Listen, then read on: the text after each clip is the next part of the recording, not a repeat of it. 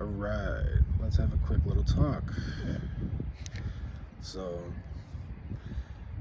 everyone is a master manifester, okay? Absolutely everybody.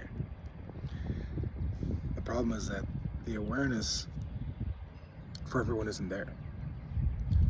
So, and I could have probably dragged it on and told you guys, oh, you need this special technique to manifest, or you need to do this 7 times on the solstice when the full moon is just at 28 degrees. No.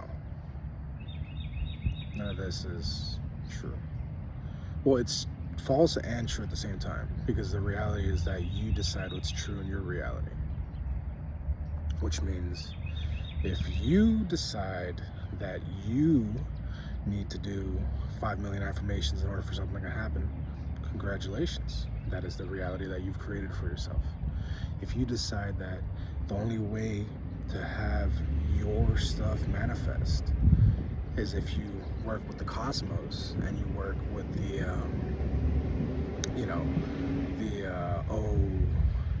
during this solar eclipse, or the lion gate, or the portal this month, or align the energy with the cosmos, right? If you decide that that is your reality, it'll work for you. It's not necessary, which I think is the cool thing about this, right? There is no one technique.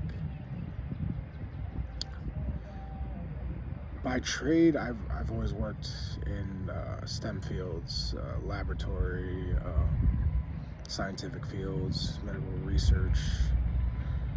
Always was interesting to me, and ever since I can remember, my favorite thing has always been the placebo effect. But in reality, the placebo effect is your God power, right? The placebo effect is when you believe something is working for you, and it works for you, because it essentially it is manifestation, right? You're believing something without external proof that it is true, but you know that it is true without the external proof, and thus you manifest it into your reality as such, as the divine being, as the God being, as the source, the extension of source, right? So we're all master manifestors. Hell, I've most of my life, I've manifested the negative. I always I'm like, oh man, I'm so good at like looking forward and figuring out what could go wrong, and then I'm always prepared because I always overthink, and I always think of all the situations of it could go wrong.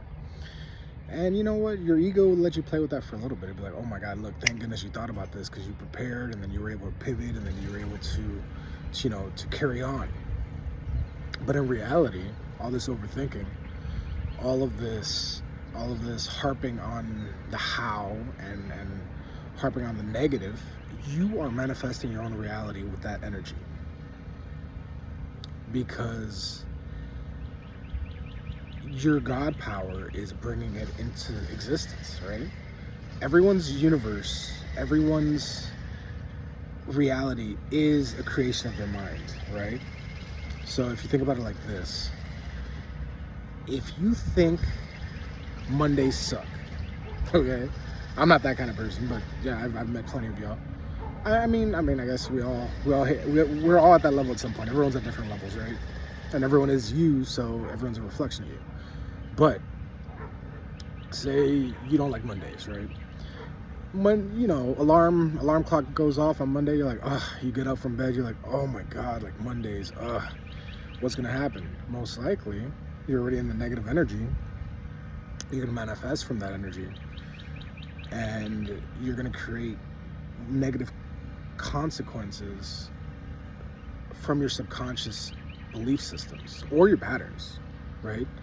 This is all stuff that goes behind the scenes, under your ego and under your conscious mind, which is why people say, you have to tame that subconscious. It's like, no, you need to align. Well, I mean, yeah, but you have to align the subconscious and the conscious. So you have to decide what you want. okay? You cannot let anyone tell you who you are, because oftentimes when people say stuff, it is parroting back old belief systems that you had at some point, right? So, for example, me, I've had issues with unworthiness. I've had issues with my old identity had issues with unworthiness. My old identity had issues with people pleasing, trying to seek attention, trying to feel like I need to earn it, right?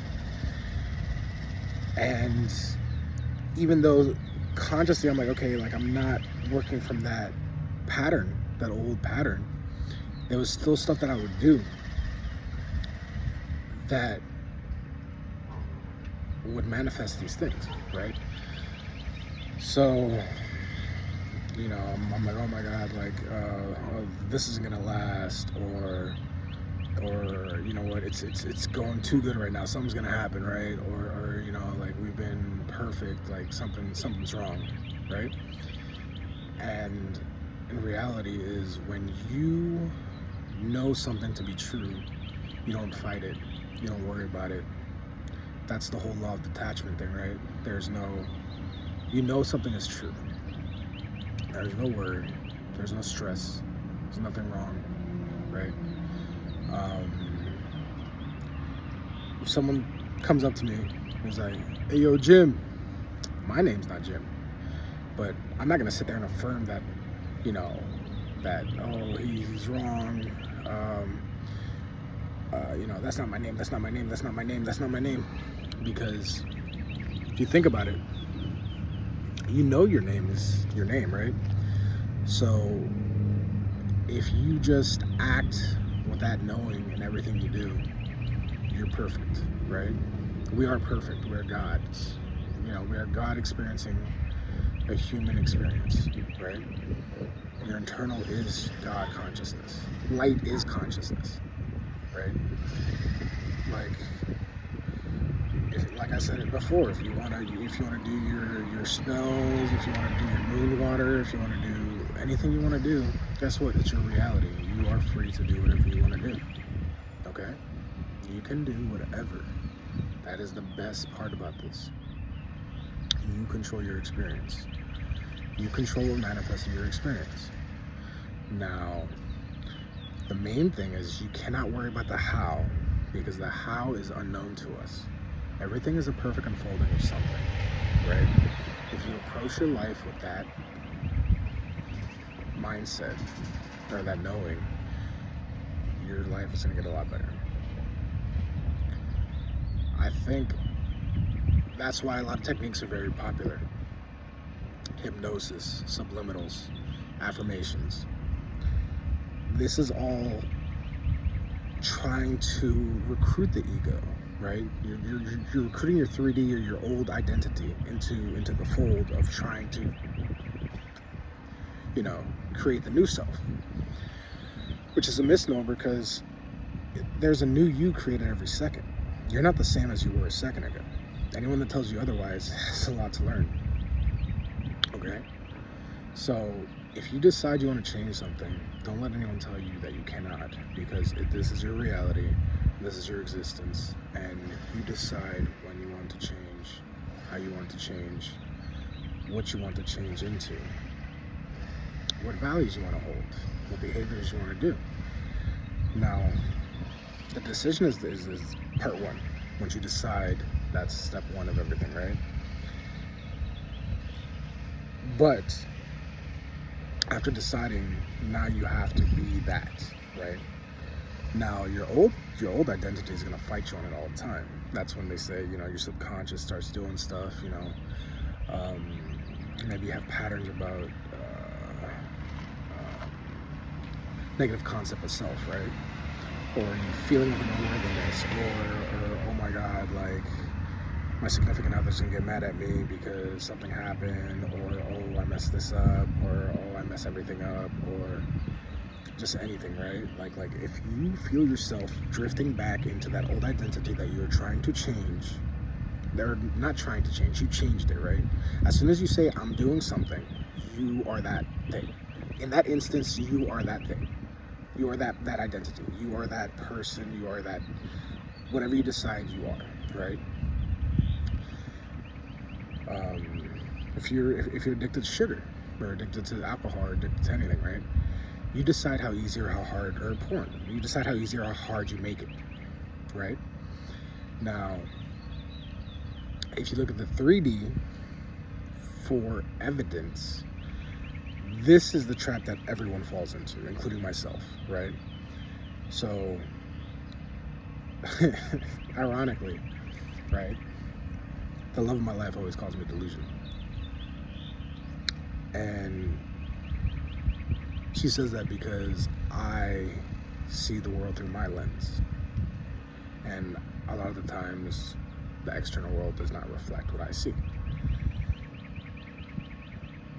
I say irony because in reality, if you're letting the 3D dictate and decide what your reality is, you're the one living in delusion. Because scientifically, you take in what? A very small amount of light spectrum into your eyes. You're seeing what light is reflected off of certain objects, and then your brain creates an image, right? It's a projection into your mind's eye. That's what your reality is. It's a projection of your mind's eye. So anything that you feel, anything that you see, anything that you see in your imagination, your brain treats it as the same thing, right? It's always the same thing. Now, if you understand this, you are never going to speak negatively about yourself, ever, right? You cannot, because our power is in our word, right? So if our power and manifestation is in our word,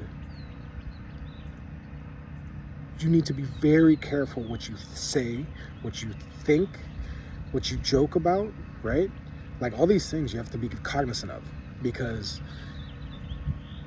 God creates with his word. So when you say something's going to happen, congratulations, you've already created it in one reality.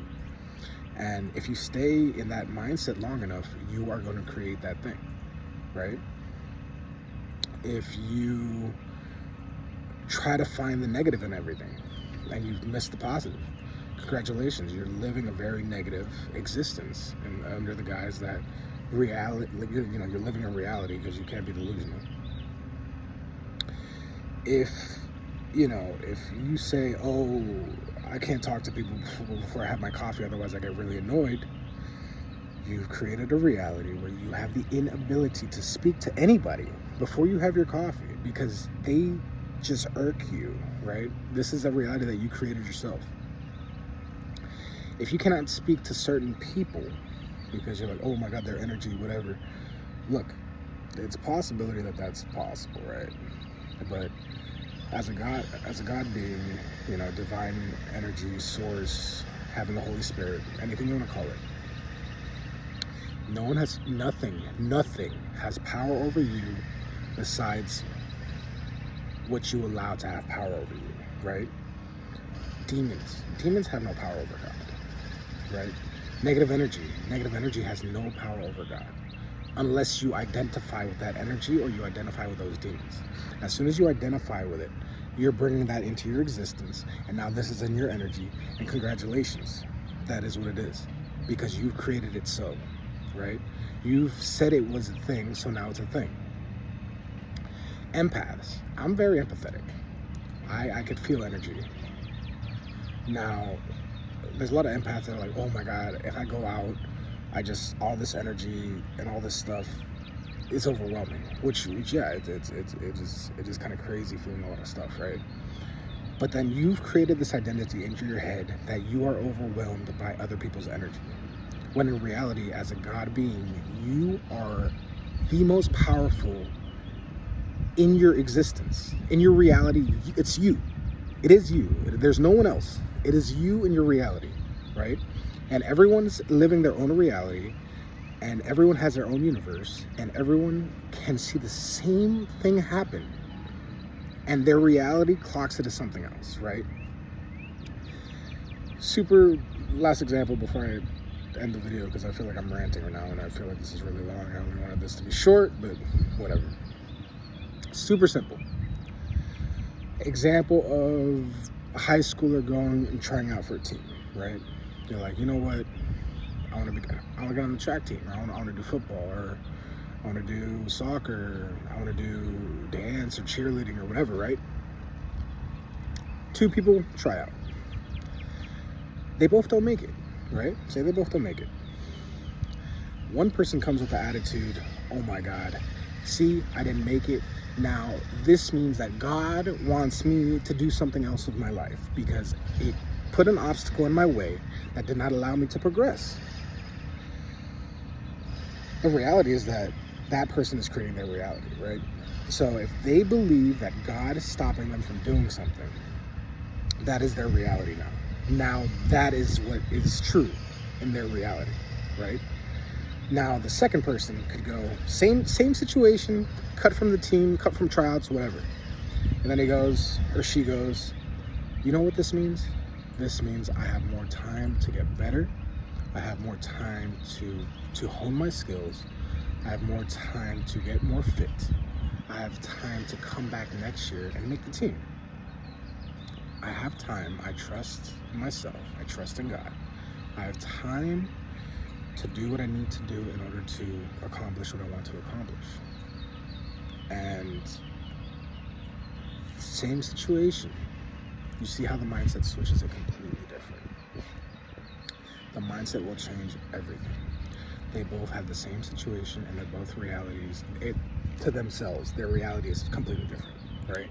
One person's over here pivoting. He's like, oh my God, I don't want to, like, what sport am I going to do now? Like, I'm not for sports. Look, if you fold to any adversity you have or any negative stuff that happens in your life, good luck. Because the secret is that when negative stuff happens, you reframe it. You reframe anything negative that happens, right? So you lose your job, okay? Now you have time to focus on something you were ignoring, or now you have time to go into another job that you like more, or you have time to start that business, or you have the ability to focus on your health, right? Oh, so-and-so broke up with me. Okay, you have time to fix, well, not fix, because you just have to be the person, you know, your highest expression, right? So, you know, there's no fixing because you choose who you are every second. So there's no fixing. So that's another ego problem. You know, I gotta fix this, I gotta fix that. No, you don't. You just gotta be, right? You just gotta be what you are. It's fine. You know what, you'd be like, look, I'm thankful that this happened because now I can focus on certain things that I couldn't focus on before, right? But now because of the focus, now I'm gonna be even better in the relationship, right? Like I'm gonna be the greatest in the relationship because I had time to focus on what I needed to focus on. And a lot of awareness came into my reality, right? Just anything that you do, make sure that you are controlling the narrative.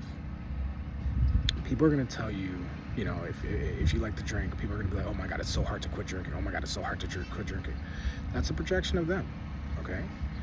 Because if you identify as a person that is no longer drinking and a person that succeeded, like doesn't even like alcohol, right? Mind you, it's going to be hard for a little bit because your old identity is going to fight you on it. Because you're going to try to do something and your old identity and your subconscious mind, which is just your habits and your patterns and stuff, is going to put you in situations that expose you more to alcohol that you're trying to quit or whatever, right? Just anything, right? Porn. Oh my God, it's so hard to quit porn. Like your brain's damaged and whatever. Look, if you identify with that kind of person, if you identify with a person that is really hard to quit, if you identify like that, that's how your reality is going to be. If you identify with a person that needs to go to therapy to talk about their feelings and to do stuff in order to get anything done, that is your reality. You manifested that reality. That is you. If you identify as the person that needs to feel in order to manifest, that's you. That is you. You're manifesting the reality in which that is true. Because your God consciousness, or your all that is consciousness, it's a neutral power. You can manifest anything you want. Like I said, everyone is secretly the best manifester ever. Most of us just manifest for negative things, negative feelings, negative situations. And because our awareness stays on the negative situation, you consistently feed negativity into your reality. And don't give me that ego shit that, oh, I'm just being realistic. Look, like I said before, if you're letting the 3D dictate, or your eyes dictate what your situation is, you're being delusional. Because you're making that decision based on very little information that you've gotten from the outside world, when everything that is truth and everything that is real is within you. Now, you're always able to observe what's around you. You're always able to interact with people, right? But you have to interact with people and observe with the identity that you are divine and you have incredible power. And you create your reality. Because it's very easy to fall back into the ego problem, or it's very easy to fall back and be like, oh my goodness, look at all this negative stuff that's happening to me. Oh my God, maybe I'm a fuck up. Maybe I do this. Maybe I can't even do anything. Maybe I'm not capable of anything. For me, at least, every time that came up, that was a reflection of my unworthiness and my lack of self-concept, right? Oh, you can't do anything, you're not competent, whatever. Look,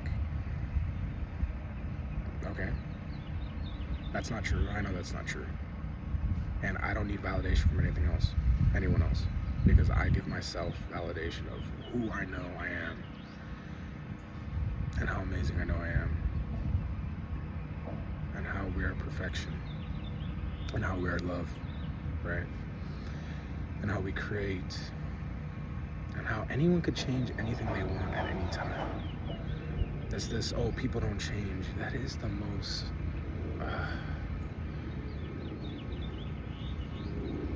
it's not the right way to think. But if that's your reality, congratulations. You are putting limits on yourself, because your reality plays by the rules that you created in your mind. So if you think people can't change, guess what that means? That means that if you try to change anything, you are going to get resistance from yourself, because that core belief of people being unable to change. Anyways, good luck. Be who you want to be. Know that what you want and what you desire is already yours, and you have given it to yourself. And have a good day, because every day is a good day. So, God bless.